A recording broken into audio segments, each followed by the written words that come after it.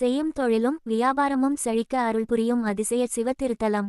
படியளந்த நாயகி சமேத செட்டியப்பர் திருக்கோயிலின் அரிய வரலாறு.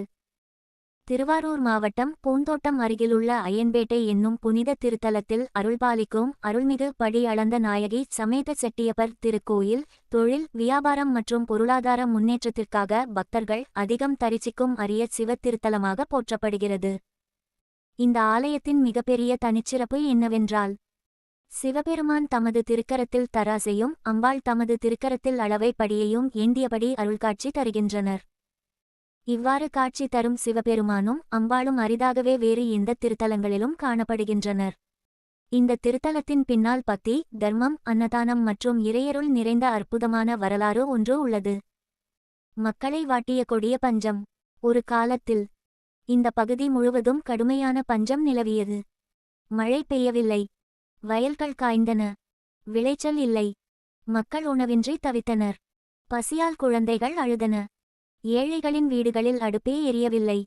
அந்த காலத்தின் துயரமான நிலையை பார்த்து சிவபக்தர்களின் இதயம் உருகியது. மக்களின் பசியைக் கண்டு வருந்திய நாயன்மார்கள்.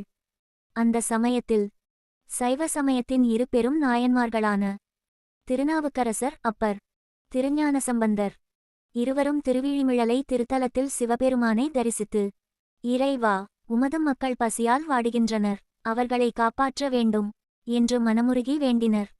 பக்தர்களின் வேண்டுதலை கேட்ட பரமசிவன் உடனே அருள் புரிந்தார். தினமும் அருளிய பொற்காசு. சிவபெருமான் திருவிழிமிழலை ஆலயத்தில் ஒரு அதிசயத்தை நிகழ்த்தினார்.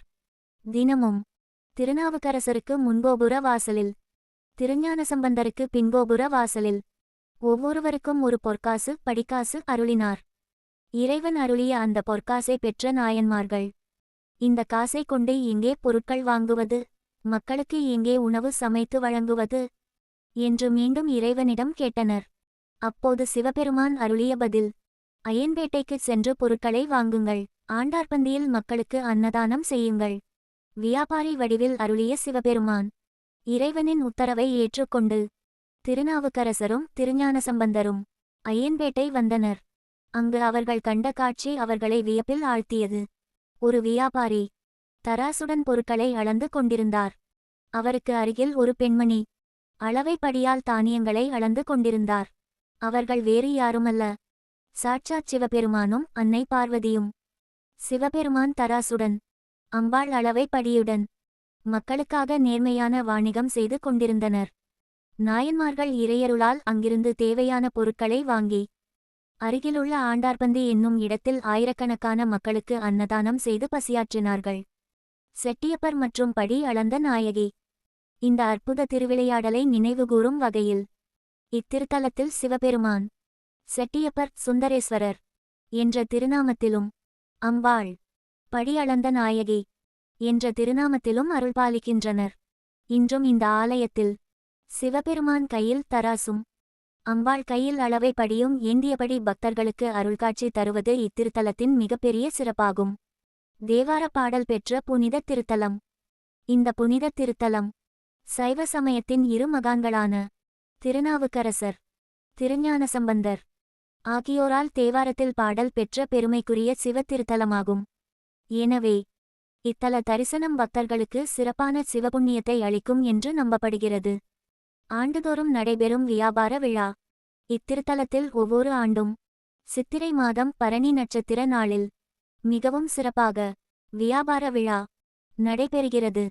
இந்த நாளில் தமிழகத்தின் பல பகுதிகளிலிருந்தும் வியாபாரிகள், தொழில் முனைவோர், கடை உரிமையாளர்கள், சிறு மற்றும் நடுத்தர தொழில் செய்பவர்கள், புதிய தொழில் தொடங்க உள்ளவர்கள், ஏராளமான பக்தர்கள் வந்து செட்டியப்பரையும் படியளந்த நாயகியையும் தரிசிக்கின்றனர். பக்தர்கள் நம்பும் அருள் பலன்கள். பக்தி நம்பிக்கையின்படி இந்த திருத்தலத்தில் மனமாற வழிபட்டால் புதிய தொழில் தொடங்க நல்ல வாய்ப்புகள் அமையும். வியாபாரத்தில் ஏற்பட்ட தடைகள் நீங்கும். நஷ்டம் குறைந்து முன்னேற்றம் ஏற்படும். நேர்மையான வருமானம் அதிகரிக்கும். வாடிக்கையாளர்கள் பெருகும். தொழிலில் நம்பிக்கையும் தன்னம்பிக்கையும் வளரும். இந்த வரலாறு நமக்கு கற்றுத் தருவது, நேர்மையான வியாபாரமே இறைவனுக்கு பிடித்தமான வியாபாரம். பொருள் ஈட்டுவது மட்டுமல்ல, அதை பிறருடன் பகிர்வதும் தர்மம்.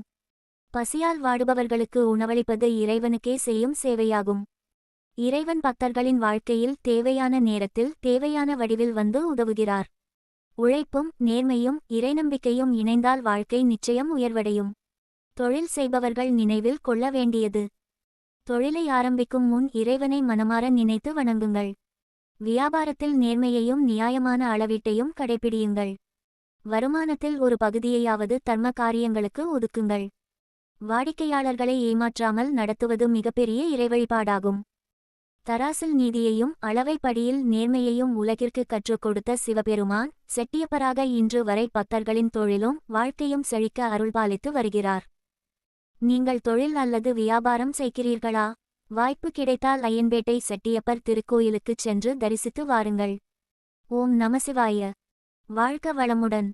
இனிய காலை வணக்கம்.